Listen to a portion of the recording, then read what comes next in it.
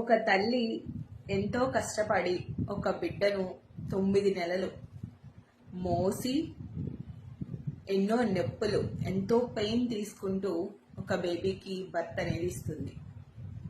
So ఒక baby పుట్టిన తరువాత డాక్టర్స్ అందరూ ఎవరికి ఇవ్వకుండా ఆ బేబీని ఇలా హ్యాండ్స్తో పట్టుకొని తీసుకెళ్ళి వెయిట్ మిషన్ మీద పడుకోబెడతారు వెయిట్ చెక్ చేయడానికి.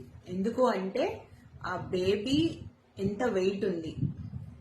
సో ఒక న్యూ బోర్న్ బేబీ 2 kgs నుంచి 2.5, 2.8 అండ్ 3 kgs ఇంకా అప్ టు 3 అబోవ్ ఉన్నా కూడా హెల్దీగా ఉన్నట్టు.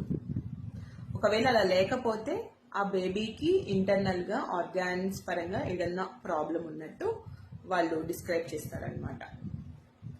ఒక న్యూ బోర్న్ బేబీకి వెయిట్ మేనేజ్మెంట్ అనేది అంత ఇంపార్టెన్స్ ఉన్నప్పుడు, సో మిగతా వాళ్ళకి హ్యూమన్ బీయింగ్స్ ఎవరైతే ఉన్నారో వాళ్ళకు కూడా వెయిట్ మేనేజ్మెంట్ యొక్క ఇంపార్టెన్స్ అనేది డెఫినెట్ గా తెలిసి ఉండాలి.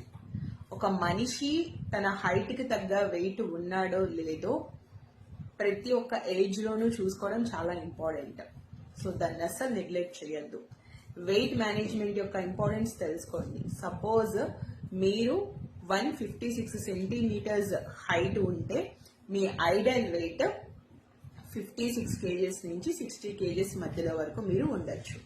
అలాగే 170 సెంటీమీటర్స్ ఉంటే 70 kgs వరకు వెయిట్ అనేది మీరు మెయింటైన్ చేయొచ్చు.